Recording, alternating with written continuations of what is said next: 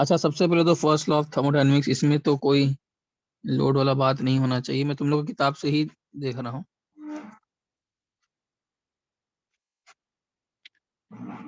कौन सा फॉर्मूला लगाओगे इसमें फर्स्ट लॉ ऑफ थर्मोडायनेमिक्स में?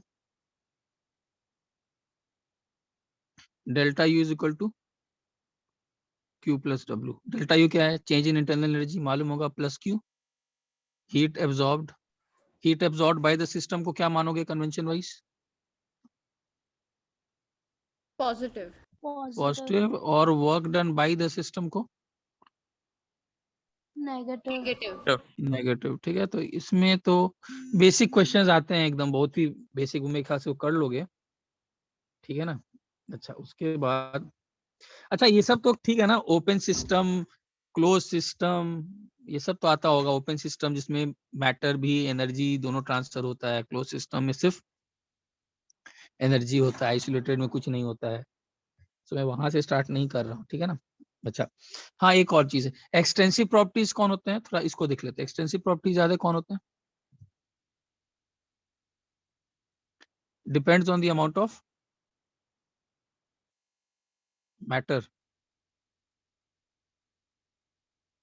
ठीक है, जैसे एग्जांपल बताओ। Mass, volume, internal energy, heat capacity. अच्छा, इंटेंसिव प्रॉपर्टीज में कौन कौन आते हैं?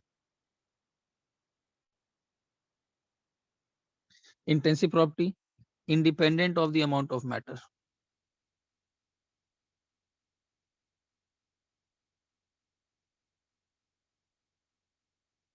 ठीक है ना? जैसे कौन कौन से इसमें आते हैं? प्रेशर आ गया, मोलैरिटी आ गया, जितने भी कॉन्सेंट्रेशन टर्म्स, टेम्परेचर आ गया, ऑल कॉन्सेंट्रेशन टर्म्स, डेंसिटी आ गया, मोलर हीट कैपेसिटी आ गया, मोलर हीट कैपेसिटी पर मोल कर दिए ना, स्पेसिफिक हीट कैपेसिटी आ गया। और कौन सा? सरफेस टेंशन आ गया, विस्कोसिटी आ गया, रिफ्रैक्टिव इंडेक्स आ गया।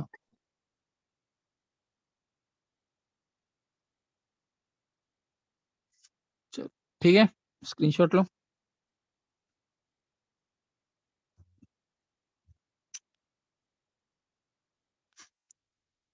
अच्छा, स्टेट फंक्शंस कौन होता है? स्टेट फंक्शंस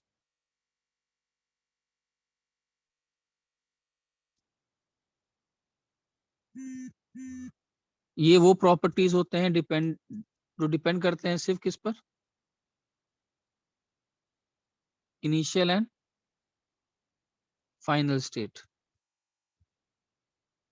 और एक होता है पाथ फंक्शन। पाथ फंक्शन क्या होता है? Dependent on the path taken. Clear है ना? जो पाथ ले रहा है, जैसे एग्जाम्पल से कौन से आ जाए? हीट आ गया, वर्क आ गया, दीज आर पाथ फंक्शंस। ठीक है,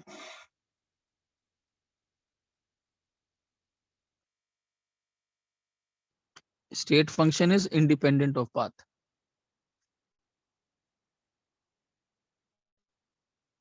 ठीक है। अच्छा, प्रोसेसेस के बारे में, आइसोथर्मल प्रोसेस में क्या रहता है बताओ? Temperature temperature constant. Constant. Isochoric process में क्या होता है? Volume constant. एडियाबैटिक प्रोसेस में Q0। और तुम्हारा एक कौन सा process? Isobaric. Pressure constant, isochoric, volume constant. Clear है? अच्छा, प्रोसेसेस भी दो टाइप के होते हैं, एक रिवर्सिबल और एक इरिवर्सिबल। दोनों के बीच में याद है, ऐसे दिखाया जाता है कि रिवर्सिबल प्रोसेस का एनालॉजी ये है कि एकदम ग्रेन्स ऑफ सैंड रख दो बहुत सारा,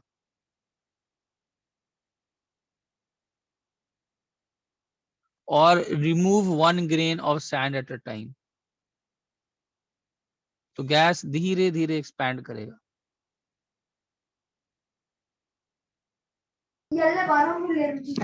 ठीक है। और इरिवर्सिबल के केस में क्या होगा? ये पूरा ग्रेन्स ऑफ सैंड क्या करो, एक ही साथ क्या कर दो, रिमूव कर दो। तो तुम देखोगे अचानक से ये it will expand, this expansion will take place.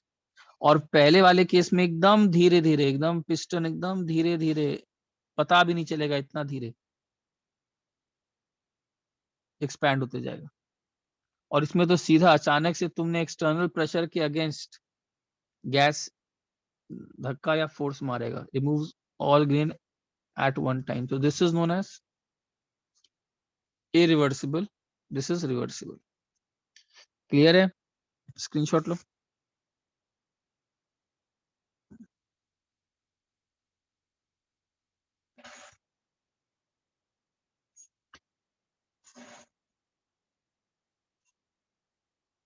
Reversal process के बारे में खास बातें, टेक्स प्लेस वेरी स्लोली, ठीक है ना। इसमें एक बहुत इंपॉर्टेंट पॉइंट है, driving and opposing forces differ by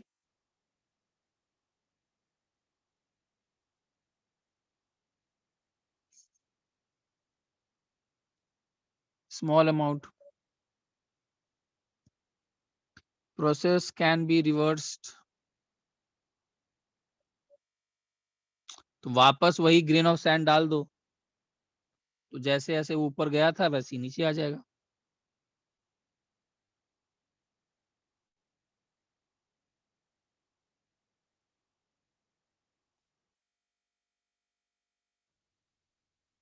clear है? Takes place in infinite number of steps.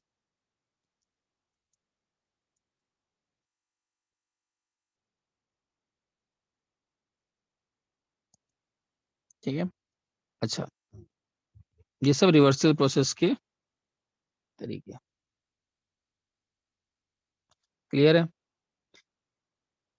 अच्छा, अब इसमें सबसे पहले तो हम लोग डालते हैं आइसोथर्मल रिवर्सिबल एक्सपेंशन। फॉर्मूला बताओ क्या होगा? आइसोथर्मल रिवर्सिबल एक्सपेंशन के लिए फॉर्मूला क्या लगाओगे वर्क डन का? Minus NRT/ln v final by v initial. एक तो ये फॉर्मूला याद रखना। Del u is equal to q plus डब्ल्यू तो करना ही है। डेल यू कितना होता है आइसोथर्मल प्रोसेस के लिए? डेल यू का फॉर्मूला याद है? फॉर्मूला से एकदम ध्यान से देखो, चेंज इन टेम्परेचर का फॉर्मूला कितना होता है? NCV delta T. ये किस प्रोसेस के लिए वैलिड है? All processes, all processes, because delta u is a state function, ये सबके लिए वैलिड है। एनसीवी डेल्टा टी हमेशा लगा सकते हो। तो डेल यू 0 आएगा तो q is equal to minus डब्ल्यू आएगा। इतनी सारी चीजें याद रखना आइसोथर्मल रिवर्सिबल एक्सपेंशन के बारे में। डेल्टा यू पूछेगा तो 0 बोलोगे। वर्क डन का फॉर्मूला याद रखना। बाकी इस पर स्टैंडर्ड क्वेश्चन भी पूछता है, क्यों पूछ सकता है, ये सब पूछ सकता है। हाँ, एक और चीज, डेल्टा एच का फॉर्मूला, डेल्टा एच बहुत चेंज इन एंथैल्पी, उसका फॉर्मूला भी क्या होता है? NCP delta T. ये भी हर प्रोसेस के लिए वैलिड है। डेल्टा टी यहाँ 0 है तो क्या होगा आंसर? 0। क्लियर?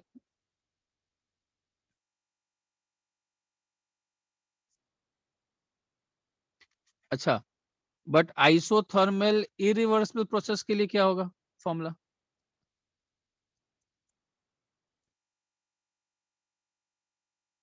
यहाँ पर फॉर्मूला होगा minus p external into del v. याद रखिएगा, यहाँ का फॉर्मूला मत लगा दीजिएगा। माइनस NRT, यहाँ पर यही रहेगा पी एक्स। आइसोथर्मल इरिवर्सिबल कैसे पता चलेगा? या तो क्वेश्चन में ये term they they, against a constant external pressure. अगर ये टर्म देता है कहीं भी, समझ लेना प्रोसेस इज आइसोथर्मल इरिवर्सिबल। हाँ, ये फॉर्मूला जरूर लगेगा, बिकॉज ये तो फर्स्ट लॉ ऑफ थर्मोडायनेमिक्स है।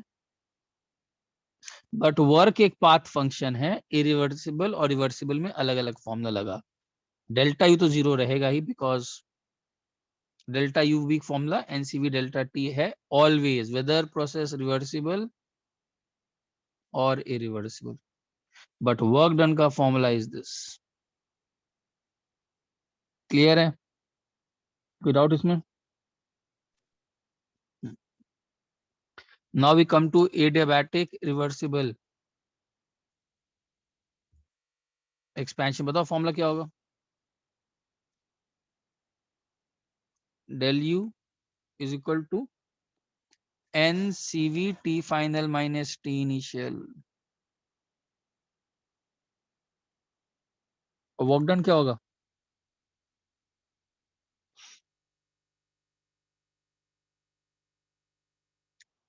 साथ ही साथ कौन कौन से 3 फॉर्मूले लगेंगे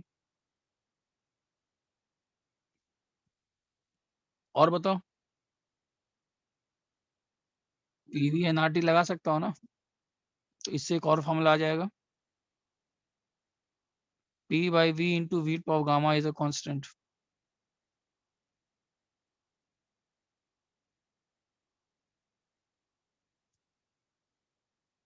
एक और फॉर्मूला,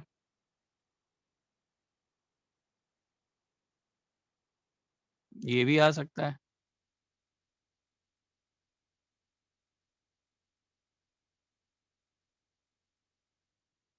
देखो, ठीक है, इतने सारे फॉर्मूले याद रखने हैं एडियाबैटिक। और डेल्टा एच का फॉर्मूला क्या लगाओगे?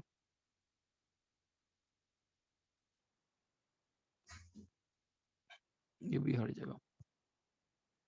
बोलो, कोई डाउट?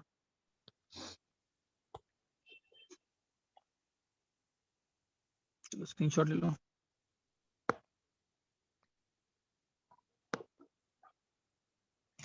डिपेंड करता है कौन सा प्रोसेस है, एक्सपेंशन है कि कंप्रेशन है। एक्सपेंशन में आइसोथर्मल में ज्यादा वर्क, कंप्रेशन में उल्टा है।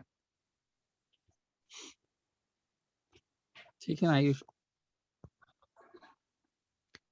अच्छा, क्वेश्चन करो, एक दे रहा हूँ जल्दी से।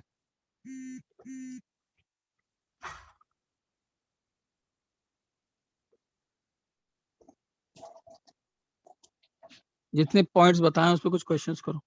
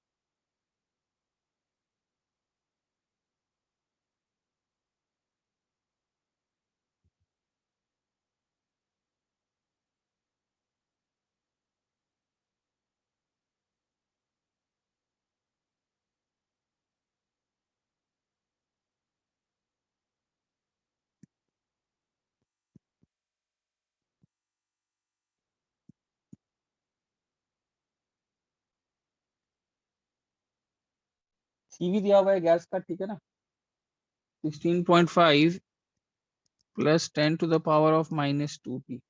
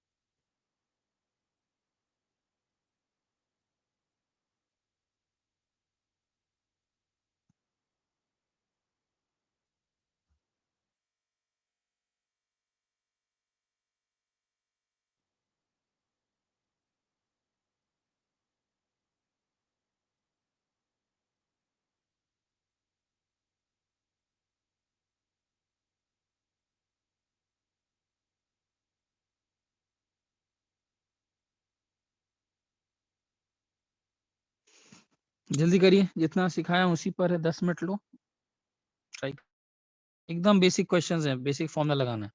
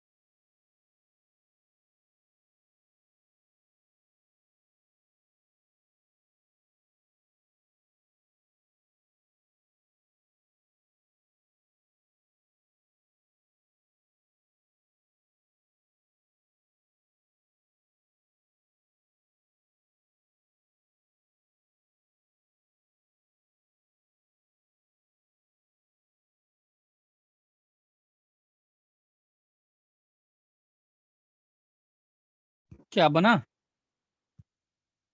Yes, sir. Yes, sir. पहले वाले का चलो पहले जल्दी से बेसिक, इसका फॉर्म, इसका आंसर कितना होगा?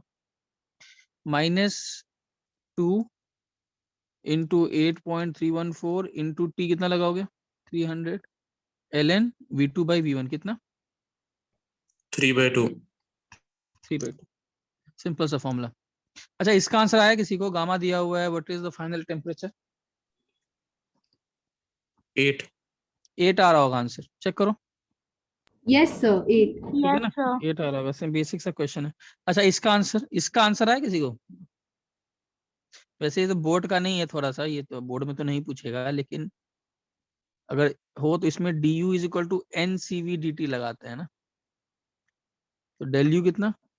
Integration of NCV/dt। बस यही करना था आपको, यहाँ पर क्या करना था, del u निकालना था। n कितना दिया हुआ है? n दिया हुआ है 2.5 इंटू CV कितना?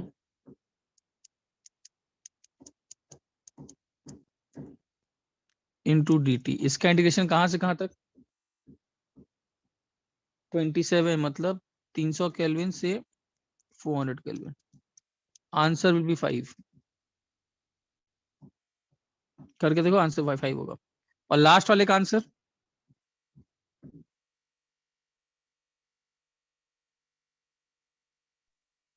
एट। 8. ठीक है, चलो।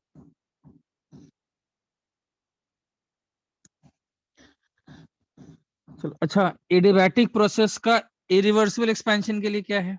वैसे ये तुम लोग के इसमें दिया नहीं है शायद, बोर्ड में एडियाबैटिक इरिवर्सिबल दिया है? नहीं दिया है यार।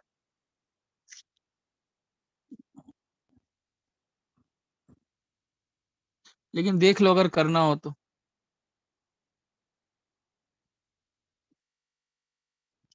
अच्छा adiabatic irreversible don't apply the formula, ये सब फॉर्मूला मत लगाना।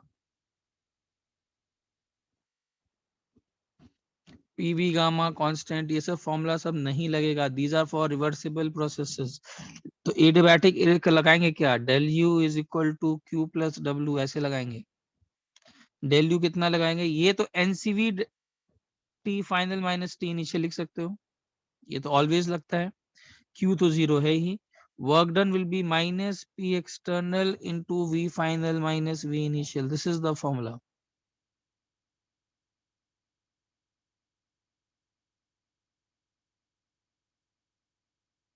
p एक्सटर्नल कितना हो जाएगा? -nr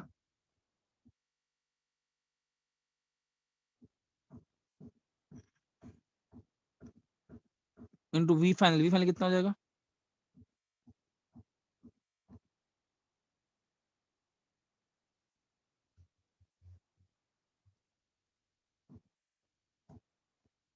ये फॉर्मूला लगाओगे फाइनल टेम्परेचर निकालने के लिए। क्लियर है इस पर क्वेश्चन? तो बेसिक सा क्वेश्चन दे रहा हूँ, वैसे ये इतना है नहीं, बट इसको कर लो एक बेसिक सा क्वेश्चन। ठीक है, मान लो n इज इक्वल टू 1 मोल दिया हुआ है, CV दिया हुआ है 1.5 R, ठीक है, 3 एटमॉस्फेयर प्रेशर है एंड 300 केल्विन, ठीक है, that is expanded adiabatically and irreversibly.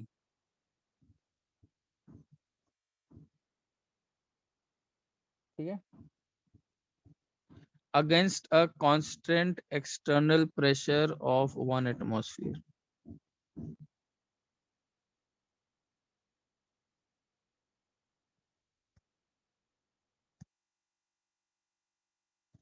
मुझे बताओ find T final.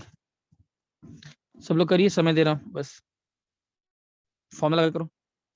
P1 V1 मत लगा देना, गामा कांस्टेंट, यहाँ पर फाइनल टेम्परेचर निकालो, कैसे निकालोगे? In fact find final temperature del U and del H।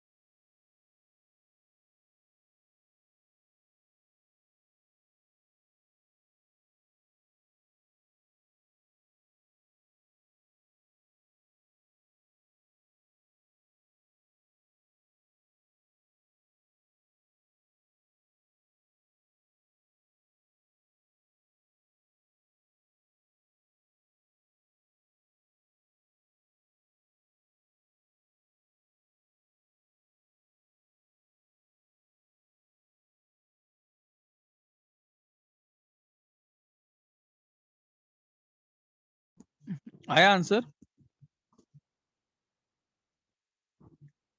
ये करना है, कैसे करेंगे? एन सीवी कितना दिया होगा? सीवी दिया था question?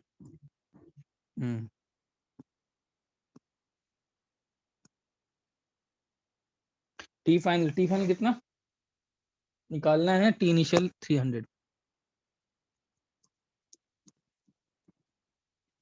Equal to minus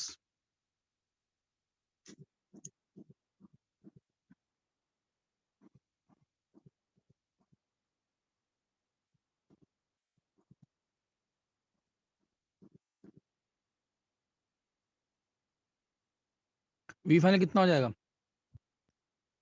n r t final by 1 minus n r t initial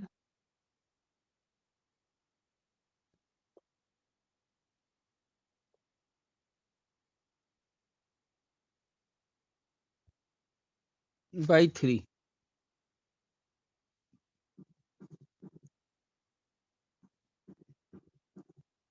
कितना है बताओ?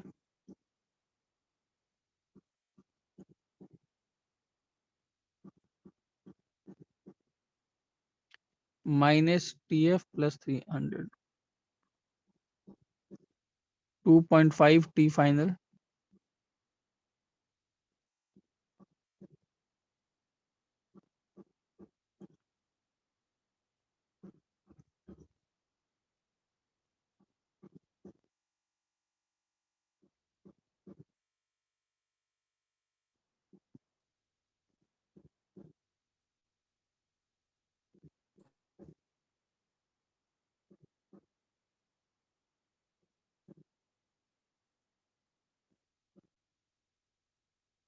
क्लियर है सबको?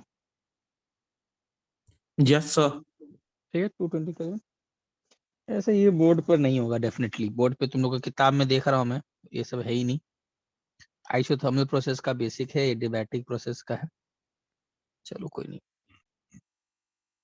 ठीक है। अच्छा H किसको बोलते हैं? H का फॉर्मूला क्या है? U प्लस पीवी, ठीक है। डेल H कैसे लगाओगे?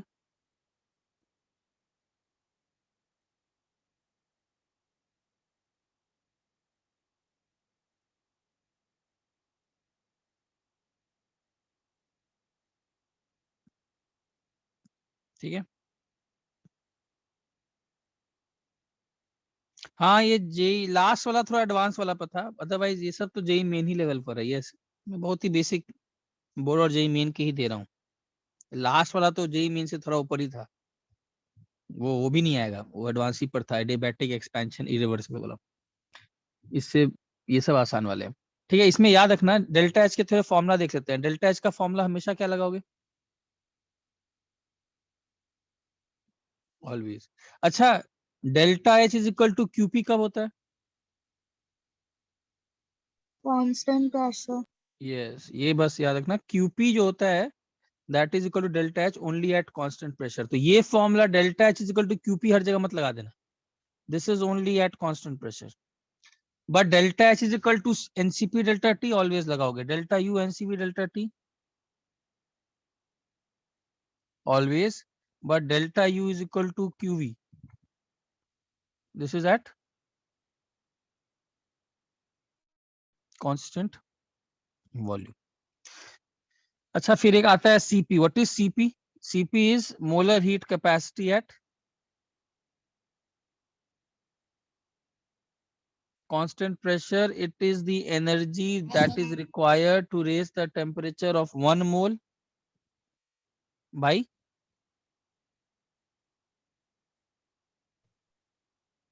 Hello. of 1 mole by 1 degree centigrade Hello. or at constant pressure.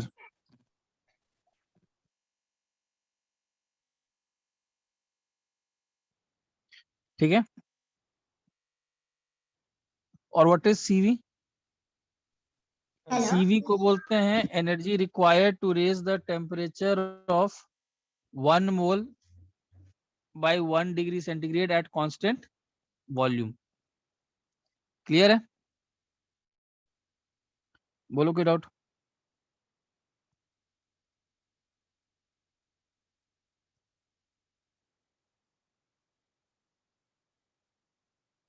No sir.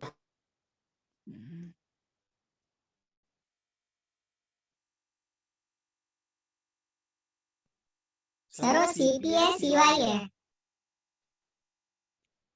Hello sir. Hello हाँ सर वो सीपी है या सीवाई है? CY।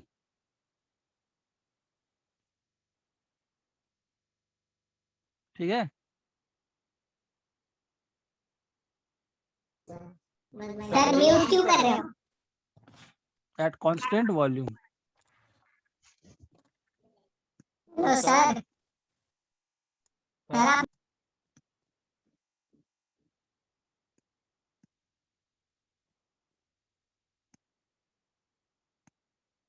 अच्छा यहाँ तक क्लियर है? Yes sir. ठीक है। अच्छा उसके बाद देख लो एंथैल्पी के ऊपर बेसिक फॉर्मूले delta H delta U plus QPV आ जाएगा। हाँ एक और चीज, फॉर एनी केमिकल रिएक्शन क्या फॉर्म लगेगा, ये चीज याद रखना। For any chemical reaction, not any process, delta H का फॉर्मूला क्या होगा? Del U plus del NgRT। What is del NgRT? Del Ng क्या है? Del Ng is change in number of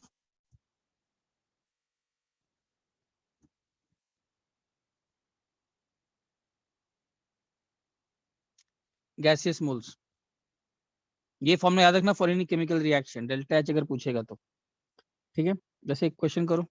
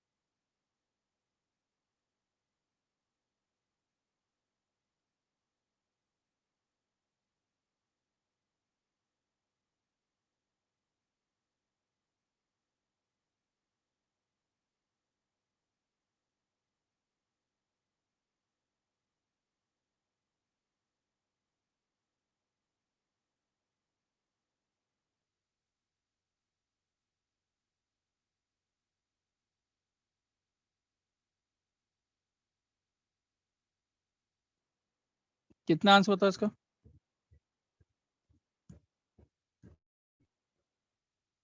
क्या लिखेंगे बताओ? Del H is equal to del U plus del NRT। Del H कितना है? -84.4 into 1000 कर लेते हैं जूल में। डेल यू निकालना है plus del N. Del N कितना लगाएंगे यहाँ पर? -2 -2 इंटू 8.314 बाई 1000 कर देना इंटू T।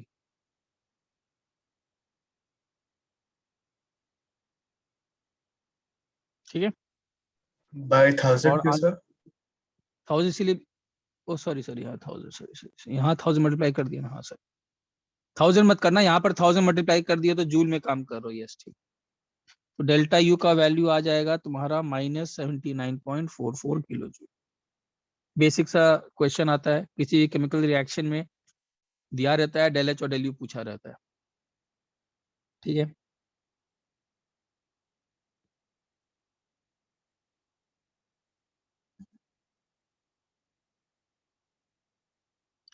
अच्छा उसके बाद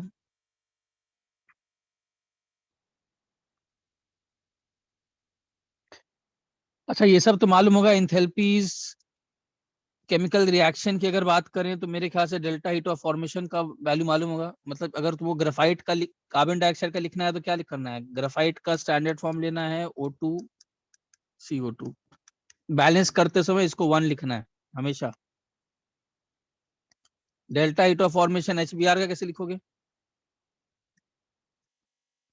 H2 लोगे, ब्रोमीन लिक्विड। ब्रोमीन लिक्विड लोगे, यस, लिक्विड का HBr। इसको 1 ही रखना है, जिसका पूछता है हीट ऑफ फॉर्मेशन उसको 1 रखते हुए बैलेंस करना है, हमेशा याद रखेगा, ठीक है। तो delta heat of formation. Similarly enthalpy of vaporization सब आता होगा। एंथैल्पी ऑफ वेपराइजेशन क्या है? Enthalpy change accompanying the vaporization of 1 mole of liquid, liquid से गैस बनाना, इसमें जो एनर्जी लगता है इसको बोलते हैं enthalpy of vaporization. Similarly enthalpy of sublimation, solid से सीधा किस में जाना? Definition wise, it is the enthalpy change for the conversion of 1 mole of solid directly into vapor.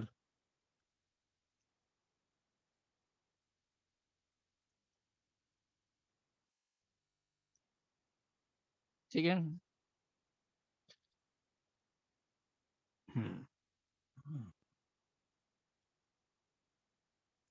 अच्छा, एक और चीज है, जैसे कि मान लो केमिकल रिएक्शंस में एक्सोथर्मिक रिएक्शन होता है, एंडोथर्मिक। एक्सोथर्मिक रिएक्शन के लिए डेल्टा H क्या होगा? नेगेटिव। एंडोथर्मिक के लिए delta H positive.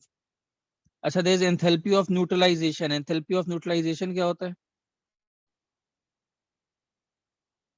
When 1 gram equivalent of a strong acid neutralized by Strong base.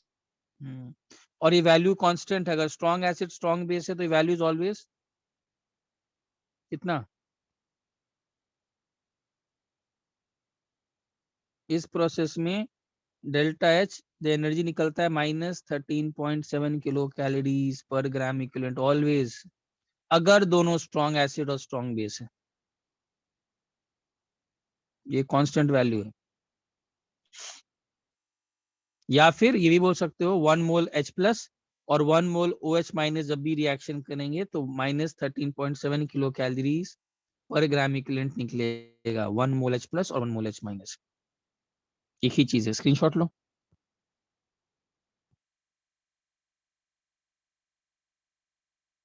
लेकिन अगर वीक एसिड होगा तो क्या करोगे?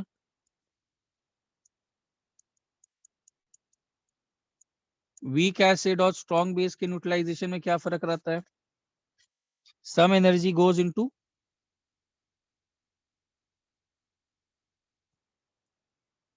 Dissociation of weak acid.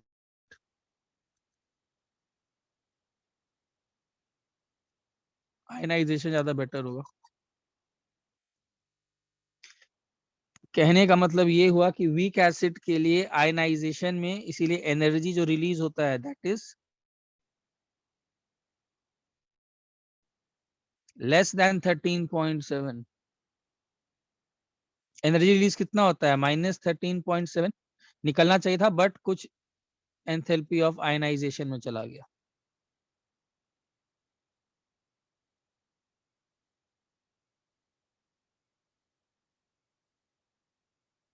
Clear है?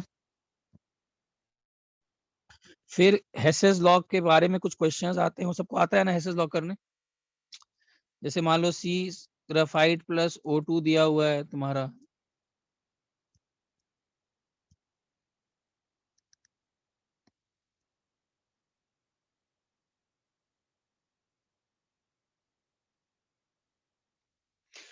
ये कितना होगा? -13.7 plus delta H of ionization. ठीक है। हेसेस लॉ के लिए क्या करना है? हेसेस लॉ बहुत बेसिक है। एक रिएक्शन दिया होगा, मान लो ये रिएक्शन दिया हुआ है, ये रिएक्शन दिया हुआ है, इसका डेल्टा H1 दिया हुआ है, डेल्टा H2 दिया हुआ है। तुमसे पूछ रहा है कोई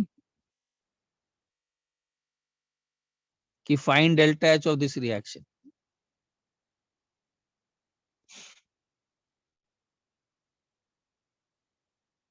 इस रिएक्शन का डेल्टा H फाइंड करो। CO प्लस क्या करोगे बताओ? जो ये फर्स्ट फर्स्ट रिएक्शन रिएक्शन, है उसको उल्टा कर देंगे। हाँ, तो ये basically minus first reaction plus second reaction ना, आ जाएगा ना। यस फर्स्ट रिएक्शन को उल्टा करोगे तो क्या आएगा। तो इस पर क्वेश्चंस आते हैं, इस पर बस ध्यान देने वाली बात ये है, जैसे इसका माइनस डेल्टा एच हो जाएगा। फिर से कोई बड़ा चीज नहीं है ये, थोड़ा प्रैक्टिस का जरूरत पड़ता है।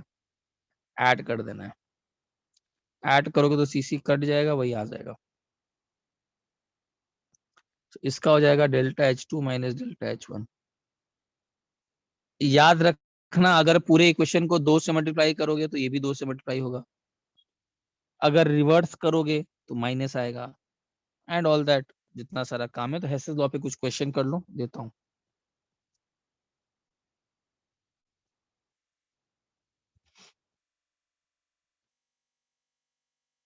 स्क्रीनशॉट ले लो।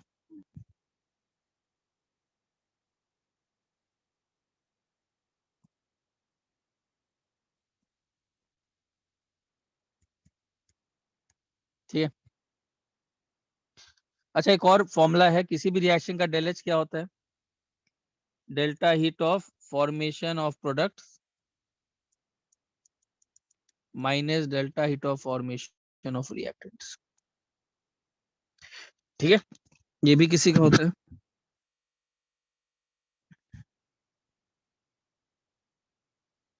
चलो करो।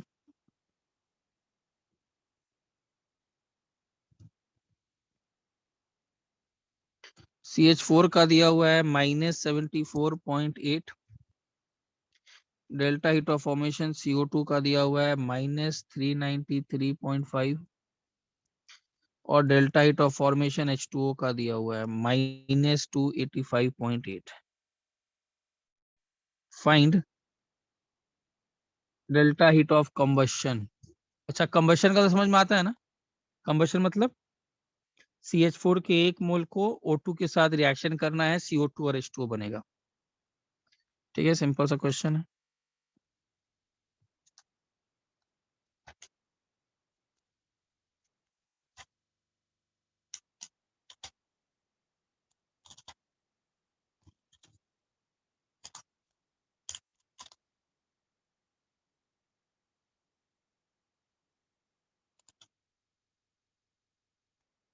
चलो एक थोड़ा सा लेवल थोड़ा हाई दे रहा हूँ, मतलब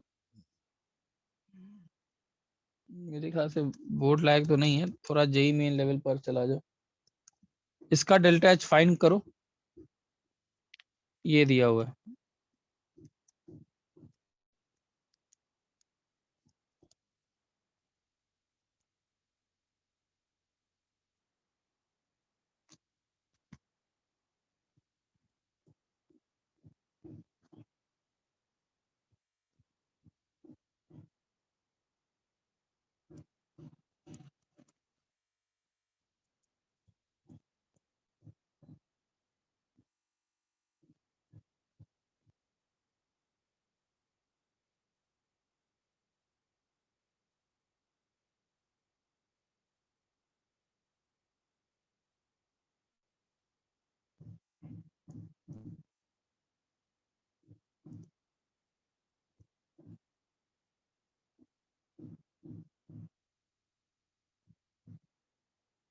दोनों क्वेश्चन करिए।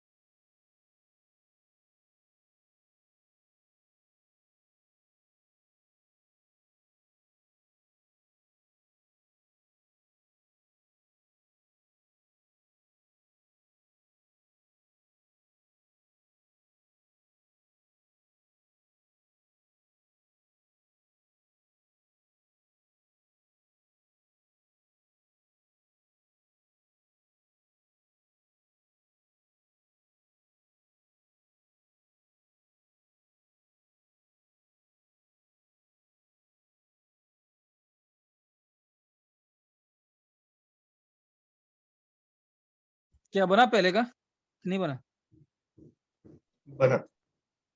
पहले का आंसर -890.3 आएगा। कैसे करोगे पहले वाला? और पहला वाला सिंपल फॉर्मूला ऐसे लगा लो, कंबशन रिएक्शन के लिए लिखो,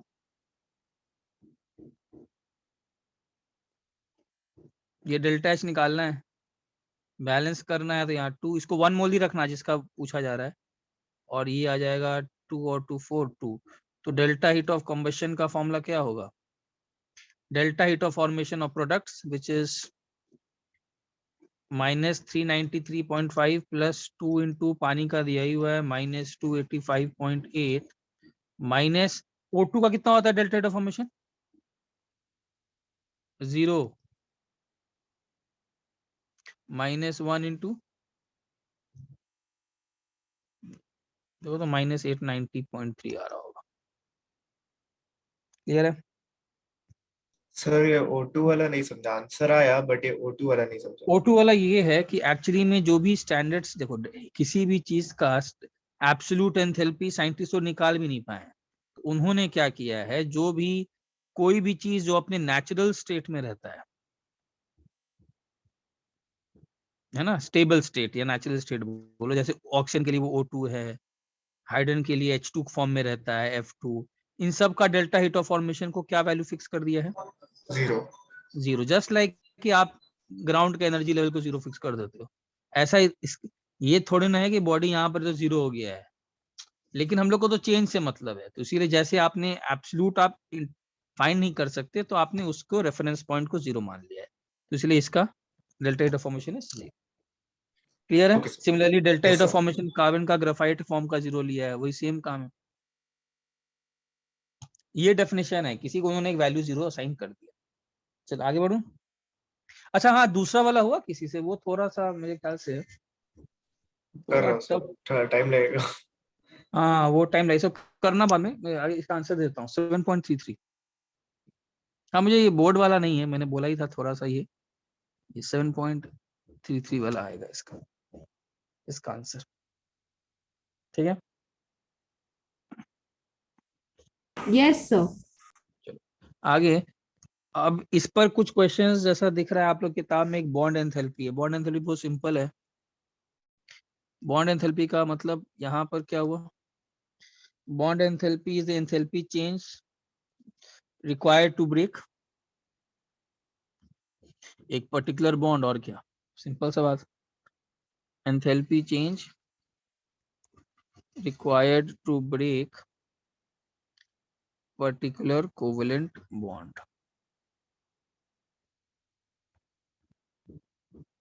in 1 mole of, लेकिन यस बॉन्ड एंथैल्पी डिफाइन करने के लिए मॉलिक्यूल सब गैसियस होने चाहिए, यही डेफिनेशन है।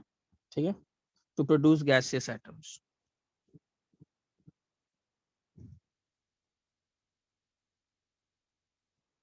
जैसे कि H2 का अगर तुमको लिखना है, तो H2 को अगर बॉन्ड एंथैल्पी लिखना है, तो उसके हर बॉन्ड को ब्रेक करोगे तो ये बनेगा। इस प्रोसेस में एनर्जी रिलीज होगा, इसी को बोलते हैं बॉन्ड एंथैल्पी। ये 436.4 आता है, वैल्यू याद नहीं रखना है। ठीक है, अच्छा अ,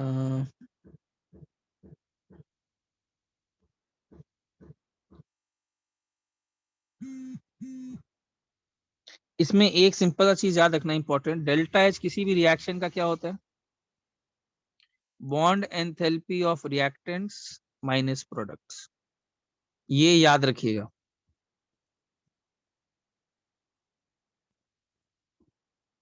यहाँ थोड़ा चेंज है,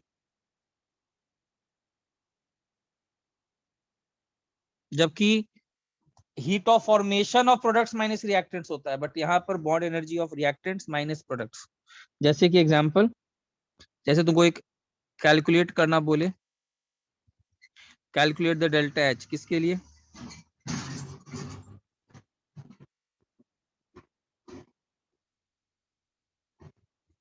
और इसमें तुमको बॉन्ड एंथैल्पी डेटा दिया हुआ हो,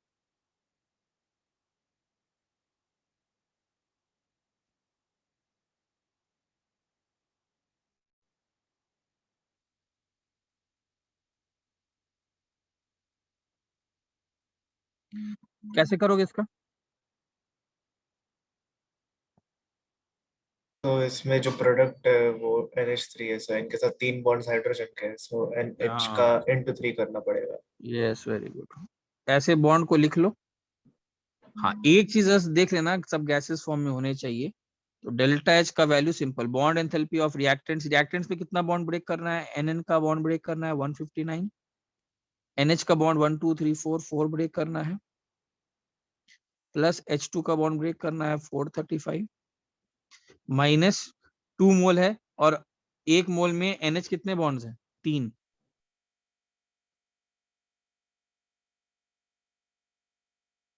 ये कर लो, आंसर आ जाएगा। Sir, हाँ बोलो। sir, assuming something is not in gas phase, फिर क्या? फिर नहीं, गैस फेज में कन्वर्ट करना पड़ेगा। If then you can not apply this formula, this definition is required to break 1 mole of gaseous molecule. Okay, sir. नहीं अगर दिया हुआ है तो यू हैव टू कुछ दिया होगा extra data, may be the Like heat of sublimation data. sublimation. हाँ हाँ, जी, वही। सब्लिमेशन विल बी गिवन, वो उसको फिर ऐड करके फिर फॉर्मूला लगाना है। Got it, sir. ठीक है, इस पर कुछ क्वेश्चंस कर लो।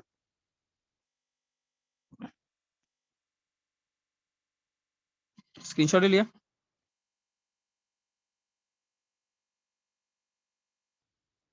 अच्छा, इस पे कुछ क्वेश्चंस करो।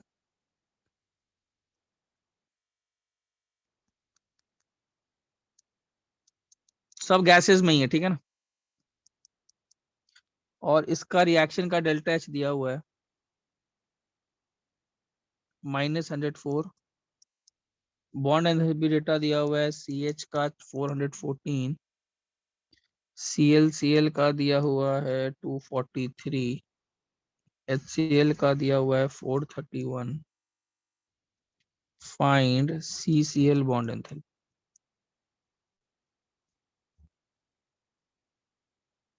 ठीक है, एक और क्वेश्चन करो।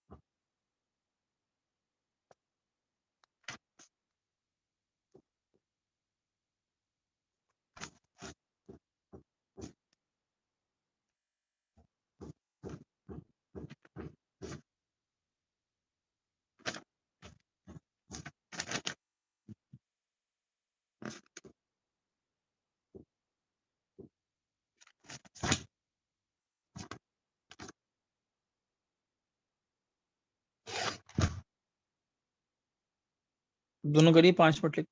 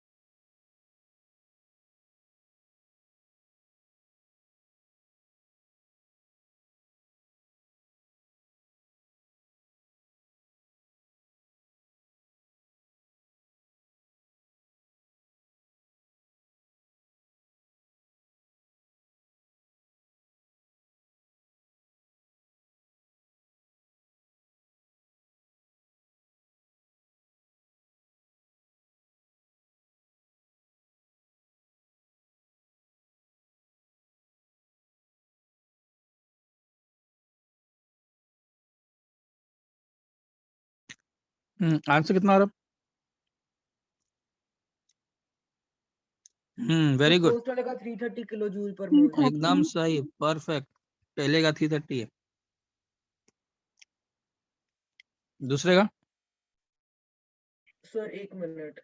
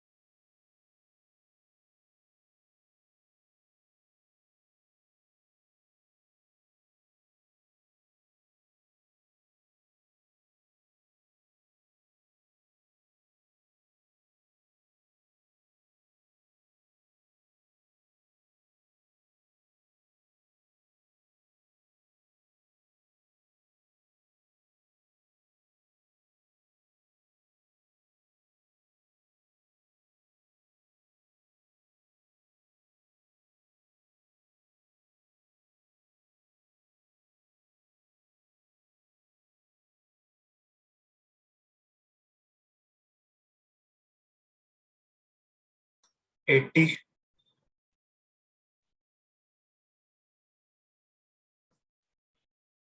Yes, sir. 80.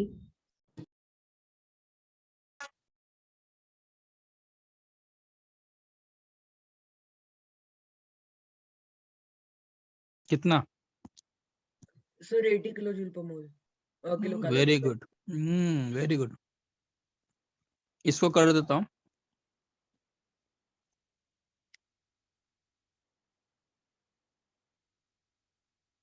इसमें अगर x है तो 4 लगा होगा,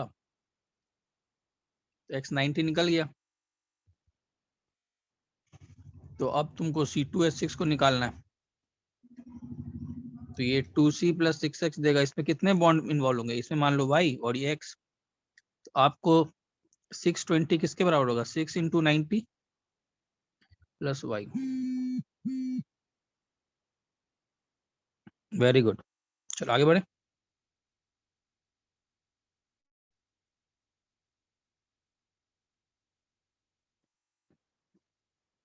ठीक है,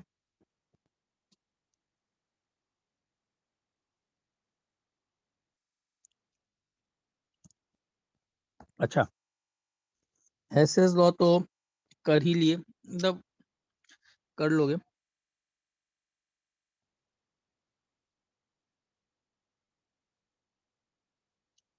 अच्छा, अब आते हैं थोड़ा सा सेकेंड लॉ।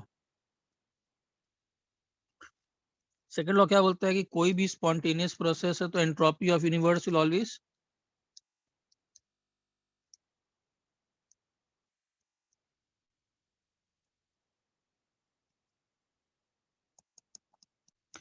इंक्रीजेस। क्लियर है? एंट्रोपी, तो यहाँ पर एक टर्म आता है entropy. Entropy is a measure of randomness.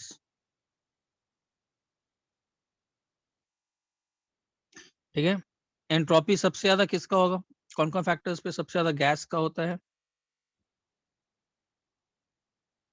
या फिर मॉलिक्यूलर कॉम्प्लेक्सिटी पे भी डिपेंड करता है। जो मॉलिक्यूल जितना बड़ा होगा, जैसे N2O4 ज्यादा होगा N2O3 से। जितने ज्यादा बड़े बॉन्ड्स होंगे उतना ज्यादा एंट्रोपी, जितना, बिकॉज उतना ज्यादा एंट्रोपी का एक्चुअली में डेफिनेशन वाइज तो ये है कि कितने तरीकों से वो एनर्जी इनपुट करो, तो how many ways can that distribute its energy. So यहाँ पर N2O4 में there are various ways. Some can go into this bond, some energy can be distributed into this bond. Distribution as in rotational energy, vibration energy. So it also depends on the complexity of the molecule. Molecule जितना complex होगा उतना ज्यादा entropy. ठीक है, entropy का formula कैसे है? Q reversible by T। But ये फॉर्मूला तभी लगाओगे जब processes reversible. So the better formula is this: NCV ln T2 by T1 plus. This formula is applicable always.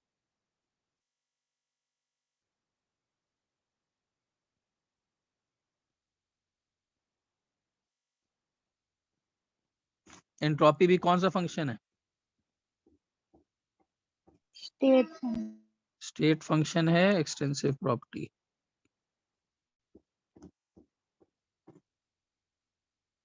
चलो क्वेश्चन दूं? एक second sir.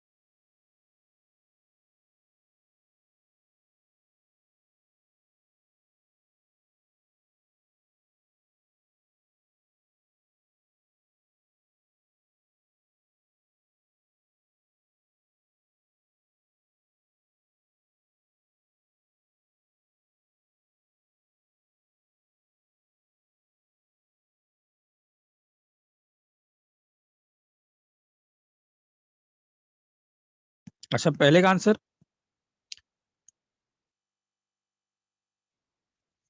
2 into temperature same ही रहेगा, तो 2R ln 2 into 8.314 into ln V2। V2 कितना?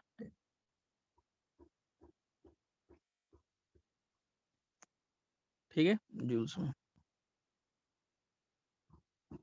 Clear है? अच्छा इसमें किसका डेल्टा एस नॉट सबसे हाईएस्ट रहेगा? चेक करो, सेकेंड रिएक्शन में सॉलिड से सीधा गैस बन रहा है, बाकी में तो कम से कम गैसेस हैं भी। बी में तो पहले सिर्फ सॉलिड था और गैस बना, तो entropy change will be highest for B. Clear? Yes sir. अच्छा अब एक प्रोसेस आता है गिब्स एनर्जी। गिब्स एनर्जी क्या बताता है कि अगर कोई भी रिएक्शन टेक प्लेस कर रहा है कांस्टेंट प्रेशर कांस्टेंट टेम्परेचर पे, तो स्पॉन्टेनियस प्रोसेस के लिए डेल्टा जी शुड बी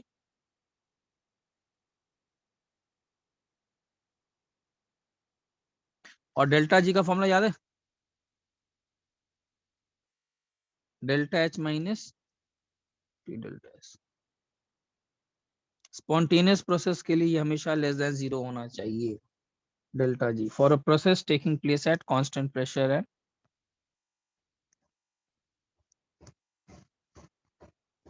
चलो screenshot low.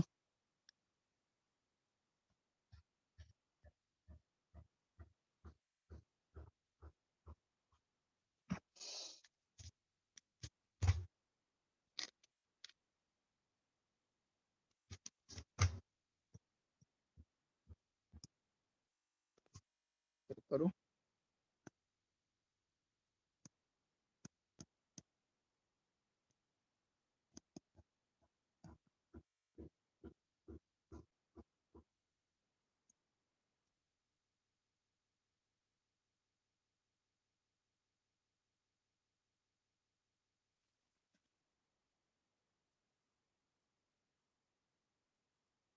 find the minimum temperature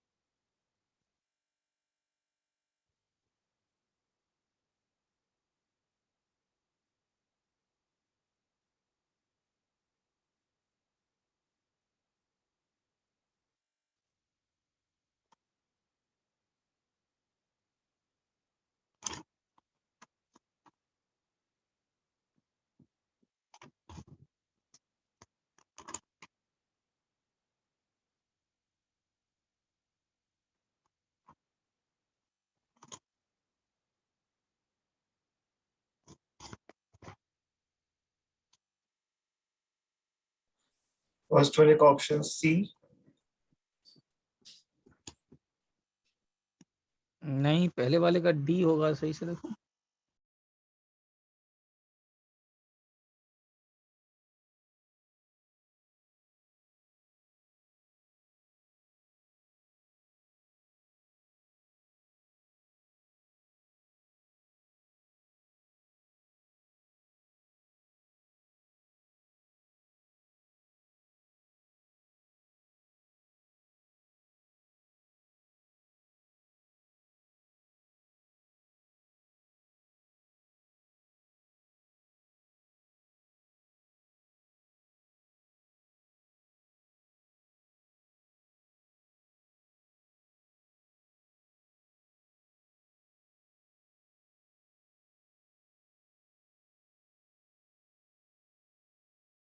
try करो।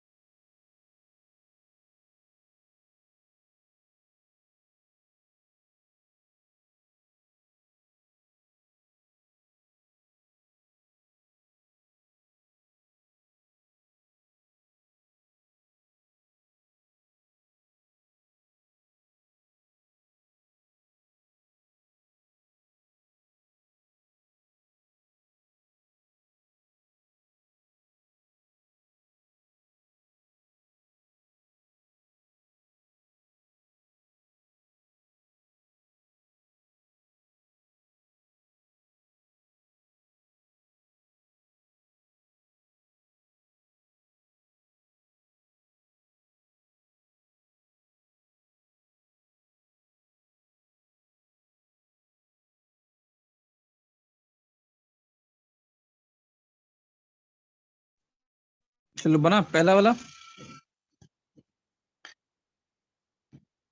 पहला वाला ये आंसर होगा।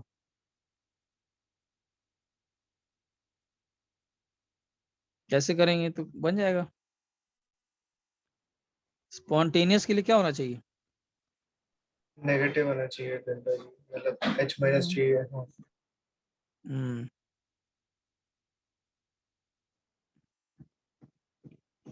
मतलब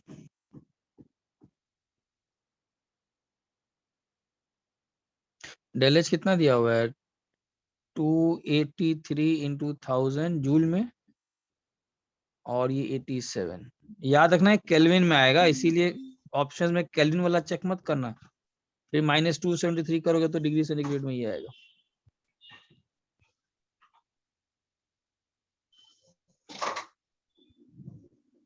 अच्छा, जो आंसर है वो केल्विन में है, उसको सेल्सियस में कन्वर्ट करना है। हाँ यस।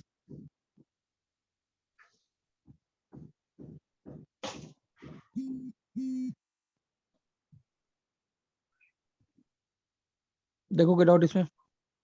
सर बट इसे ये 283,000 डिवाइड बाई 87 करने से जो ऑप्शन कितना आ सी रहा का वैल्यू है वो आ रहा है। अगर उसमें से मैं 273 माइनस भी कर दूं, है? तो वो आ रहा है। देखो बता रहा हूँ कितना रेट, इतना आंसर आ रहा है। जो वैल्यू है वो ऑप्शन सी का आ रहा है, मतलब 3525.8 केल्विन आ रहा है। हाँ 3252 केल्विन आ रहा होगा, -273 करोगे तो 2979 आ रहा होगा, यही आ रहा, यही के करीब आ रहा है। Yes sir, got it. ठीक है ना। अच्छा, delta H minus delta U for formation कैसे करोगे? C plus half O2 gives you CO। ये तो डेल्टा एच कैसे लगाएंगे इसमें?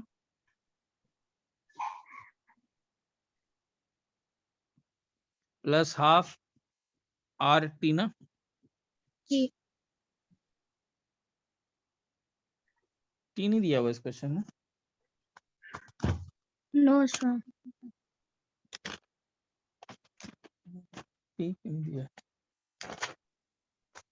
देखो एक बार।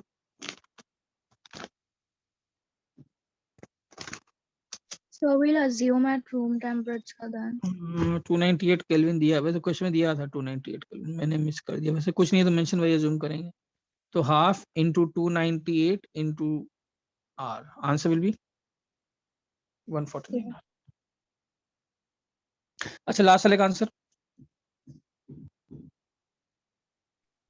7 है क्या? Very good, Yes sir. 7 आएगा।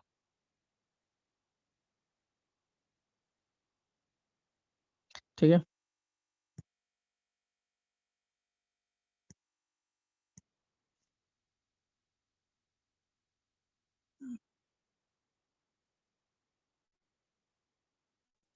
अच्छा, स्पॉन्टेनियस प्रोसेस के लिए क्या होना चाहिए? या फिर ऐसे देख लेते हैं, डेल्टा एच और डेल्टा एस का अगर देख लेते हैं, डेल्टा एच नेगेटिव हो और डेल्टा एस पॉजिटिव हो तो सच रिएक्शन इज,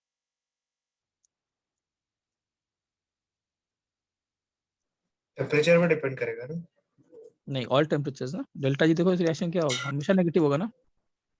नहीं, but delta H minus T delta S formula रहता है, तो हाँ टेम्परेचर तो पे। ये तो नेगेटिव ही है, और -T into delta S positive है, तो ये भी नेगेटिव हो गया ना। ओके हाँ। अगर ये पॉजिटिव आ जाए और ये नेगेटिव हो जाए तो such reaction is,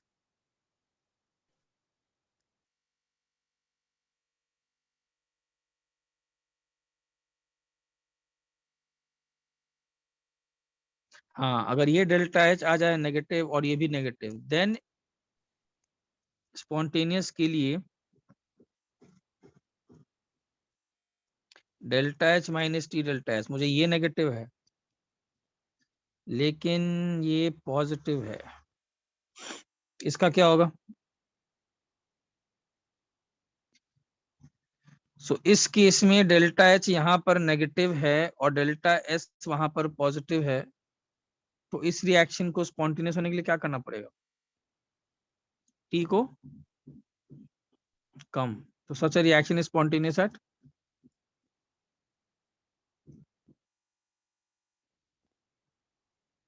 low temperatures. और अगर ये पॉजिटिव है ये नेगेटिव है,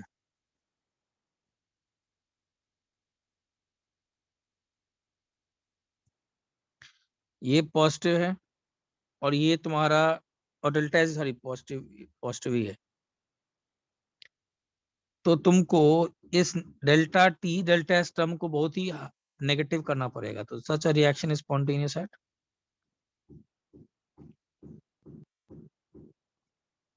हाई टेम्परेचर।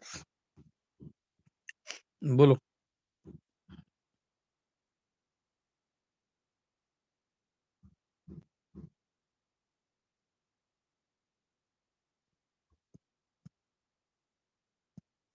एक और फॉर्मूला है, delta G is equal to delta G not plus R T L N K. Equilibrium पे कौन सा चीज जीरो होता है? delta G. ठीक है, basically R T L N Q रखना बेटर है, Q. So delta G not का formula minus R T L N K, याद रखना है फॉर्मूला। यहां से इसमें आ जाता है, ठीक है ना। जैसे एग्जांपल,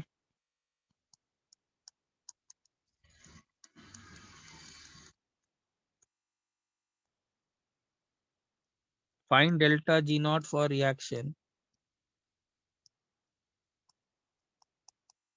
और केपी दिया हुआ है।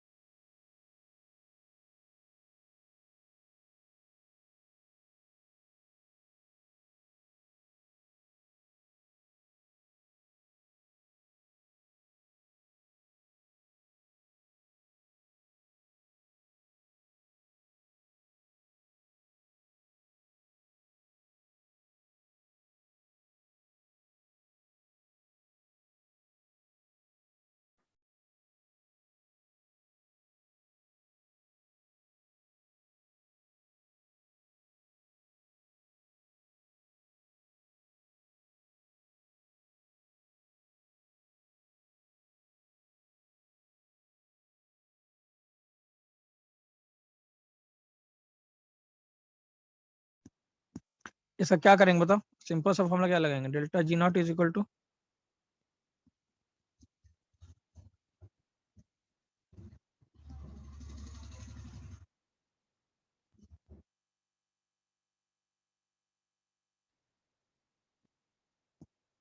शायद -100 आएगा, चेक करो।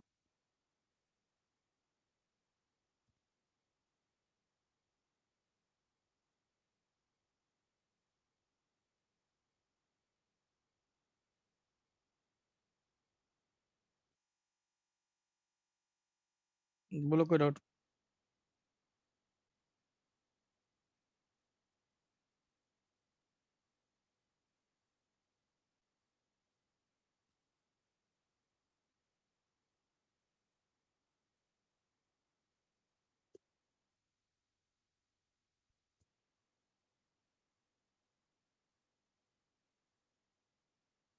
बस और बोलो कुछ।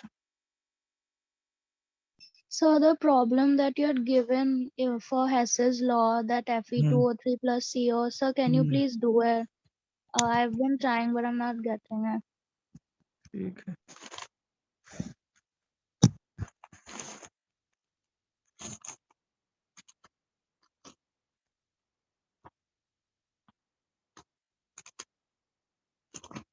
क्वेश्चन है FeU plus CO, okay.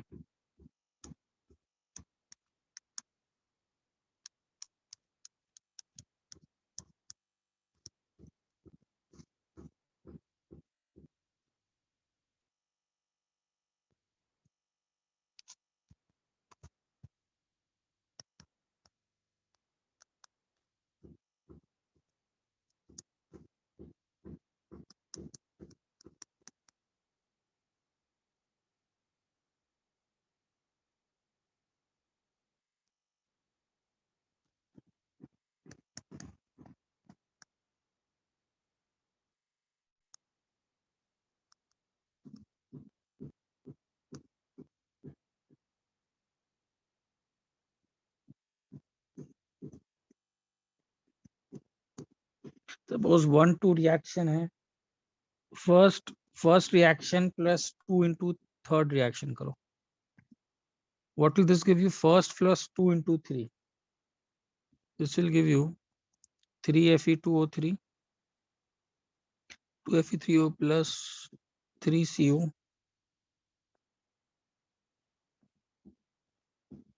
6 FeO plus 3 CO2. ठीक है.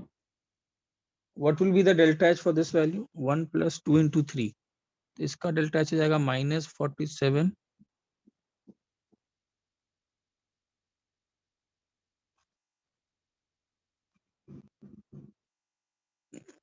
अच्छा, अब क्या करो, let me mark this reaction as 4. अब हम लोग करते हैं सेकेंड रिएक्शन, -4/3. तो सेकेंड रिएक्शन -4/3 क्या देगा?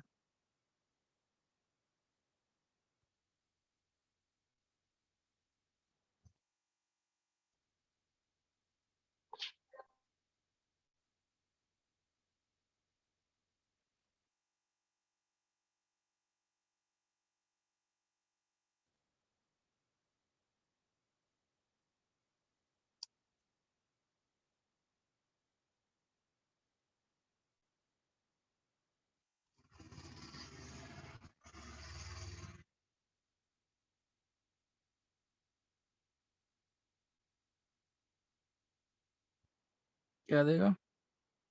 2 - 4/3 ना. ओ ये 3 है. Yes, sir, that's 3. तो ये कट जाएगा. This will give you 2 CO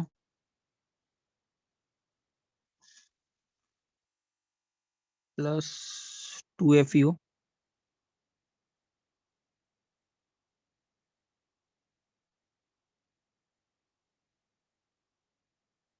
and 3 plus giving you 2 Fe plus 2 CO2. So what will be the value for this? 2 वाले का delta H is -25 minus of fourth minus of 119/3.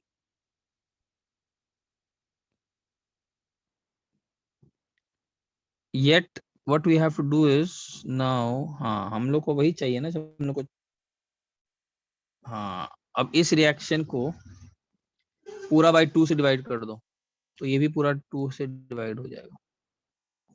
तो final answer is how much? 119 minus 75. 119 minus 75 will come out to be 44 by 6, 7.33. ठीक है. Okay, sir. Thank you, sir.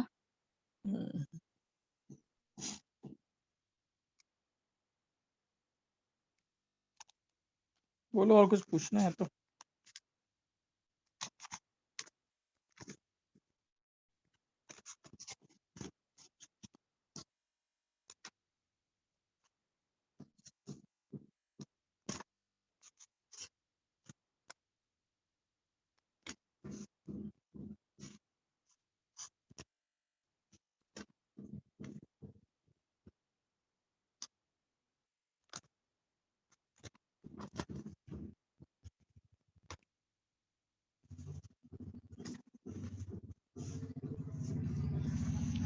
चलो ठीक है, तुम लोग का बात देख लिया, तुम लोग का तो बोर्ड से देख रहा था, वहीं से क्वेश्चंस ही करा दिया. ठीक है ना, ज्यादा कुछ लोड वाला बात तो है नहीं. कुछ अलग से पूछना है तो पूछो.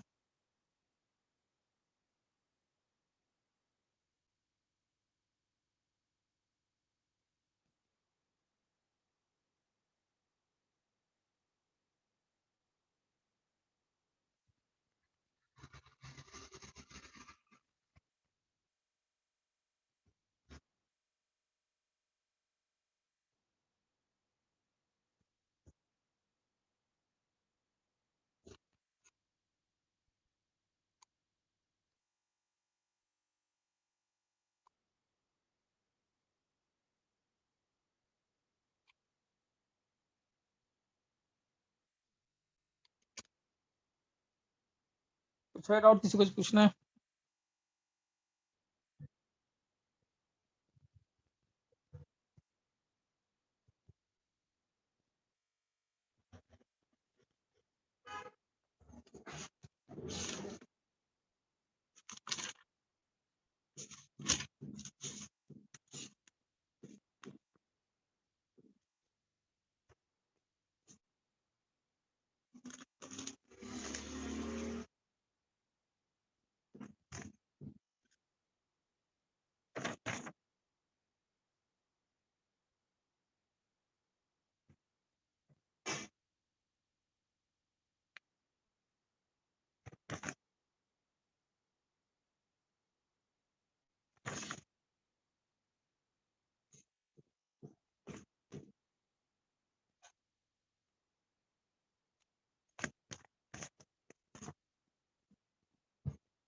चलो ठीक है, रखते हैं फिर, कुछ नहीं पूछना है तो।